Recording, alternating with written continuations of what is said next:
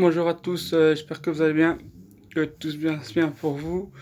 Voilà, je commence, je vais souhaiter une bonne fête à tous les papas qui écoutent ou à tous vos papas. Donc voilà, je vais faire une vidéo foot. Je vais revenir sur Juve Milan, une analyse à froid de ce match, parler de Napoli-Inter et du prochain gagnant de l'Inter contre Conte. On retourne à la victoire. Je vais un peu débriefer tout ça parce que ça me fait un peu rigoler aussi. Donc voilà, mon analyse à froid, c'est que on a vu une des moins mauvaises Juve de 2020 vendredi soir, surtout en première mi-temps. Deuxième mi-temps, à mon avis, le discours c'était ils étaient à 10, on était largement supérieur à eux. Après 3 mois sans jouer, n'allez pas forcer pour rien, n'allez pas risquer un contre et de faire perdre un match qui était vraiment en main dès le début et surtout après l'exclusion logique de Rebic. Donc à mon avis, le discours était celui-là. Puis quand on voit qu'on fait un triple changement d'un coup, même si maintenant on autorise 5 changements, si tu fais 3 changements à l'heure de jeu, si tu fais 3 changements en même temps, je pense que depuis la reprise, il n'y a pas beaucoup d'entraîneurs qui ont fait ça. C'est comme si c'était un match de préparation, quoi. Ça veut dire, voilà, je préserve 3 joueurs pour la finale. Donc après, Sarri s'est excusé qu'il a fait une erreur par rapport à ce changement-là. Moi, je trouve qu'il ne doit pas s'excuser, il doit gérer ses choix. Au final, on est qualifié, donc il a eu raison. Un entraîneur qui gagne ou se qualifie a toujours raison, comme on dit. Donc là, il a eu raison de faire ce changement-là. Il a préservé 3 joueurs pour mercredi. Donc voilà, Naples, hier, il est quand même bien payé parce que l'Inter a dominé le match. Naples, match aller, a fait un gros match là-bas, avec supporters San-Siro. Naples mérite sa qualification.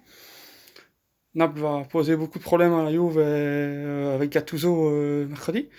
Parce que Gattuso il a super bien préparé son match en championnat. Même si Sarri, avec ses propos d'après-match, peut-être qu'il n'a pas joué avec la motivation. Il n'a pas inculqué la motivation aux joueurs ce soir-là. Mais malgré ça, il faut rien enlever au mérite de Gattuso qui a bien préparé son match, qui a fait déjouer la Juve. Mais ici, il a 3 jours pour préparer le match, donc je m'attends quand même à un match plus serré qu'en championnat, parce qu'en deuxième mi-temps, en championnat, ils nous ont marché dessus, ils nous ont écrasés. Donc ici, je m'attends à un match plus serré, on a plus de possibilités de l'emporter. C'est 50-50, et on est en finale. En Italie, quand on est en finale, à part en Champions League, le moment décisif, normalement, on rate rarement l'occasion. Donc j'espère que cette mentalité, que l'ADN de la Juve sera encore là, sera présent mercredi soir pour gagner le premier trophée de la saison. Ça serait le premier trophée de Sarri comme entraîneur en Serie A, parce qu'il a un trophée avec Chelsea en Europa League, mais ce serait son premier trophée sur le sol italien, donc ça serait quand même spécial pour lui. Enfin, ça serait le premier tout court pour Gattuso en tant qu'entraîneur aussi. Donc ça sera une première quoi qu'il arrive. On va revenir à nos amis interistes. Moi, déjà, il y a quelques années, quand il était à la Juve, quand uomo di merde, quand il était à Squadra Azzurra, quand uomo di merde. Quand il n'avait pas encore signé, quand c'est le meilleur, avec quand on va gagner, on va mettre du bâton dans les roues à la Juve. La situation actuelle, c'est que s'ils gagnent le week-end prochain, ils sont à 6 points de la Juve. Donc voilà, en étant battus aller-retour, logiquement, contre la Juve. Éliminé de la Coupe d'Italie. Éliminé en phase de poule de la Champions League, en prenant 0/6 contre Barcelone, alors que même avec Spalletti, ils ont réussi à prendre 1 point. Donc ils font moins bien. Après, ils vont se qualifier plus sereinement qu'avec Spalletti en Champions League. Ça, c'est vrai. C'est peut-être le petit pas en avant. Et encore, parce que s'il n'y avait pas le souci de vestiaire l'an passé, Icardi avec Brozovic, etc., l'Inter aussi aurait été troisième sereinement. Ça tournait plus, Icardi ne jouait plus. Il y a eu un bordel dans le vestiaire. Sinon, il se serait qualifié aussi facilement pour la Champions League. Donc l'Inter, avec Kant, il devait faire un pas en avant, mais ils ne l'ont pas fait. L'Inter, en fait, c'est un club de perdants. De perdants. Ils ont fait le triplet, etc. Parce qu'il y a eu Calciopoli, que la Juve a payé, que la Juve est en reconstruction. Quand la Juve est la Juve, l'Inter n'existe pas. L'Inter n'existe pas. Puis il y a Milan, quand Milan est grand Milan, l'Inter n'existe pas. C'est un club ridicule. C'est un club de... Voilà. C'est un club de perdants. Et tu peux prendre Conte, et tu peux prendre Mourinho, tu peux reprendre Mourinho, tu peux prendre Simeone, tu peux prendre qui tu veux.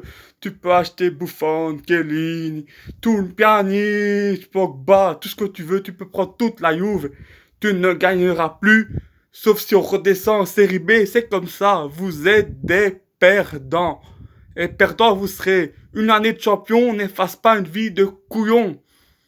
Parce que vous êtes ridicule. À part cette saison-là, vous êtes ridicule. Et encore, vous avez volé tous les matchs Champions League. Il y a eu au moins un fait de jeu en votre faveur. Puis la Juve, elle vole, la Juve, elle vole. Nous, peut-être, on vole. Peut-être, parfois, sur quelques matchs, on vole. Mais ça fait 9 ans qu'on empile trophée sur trophée. On a fait deux finales de Champions League sur 3 ans. On a affronté des adversaires vraiment d'un top niveau en finale. 2015, ça s'est joué sur une action. Sinon, on prenait la coupe et on prenait le triplet. Contre Barcelone, pas contre un Bayern bis. Hein. Parce que c'était pas un grand Bayern que vous avez affronté en 2010. C'était pas le Bayern de 2013. Là, vous aurez pris des scafs, des scaphones. Comme vous prenez contre Bercheva, quand vous faites machine contre Slavia Prague, etc., etc. Donc voilà. Voilà, bonne journée à tous.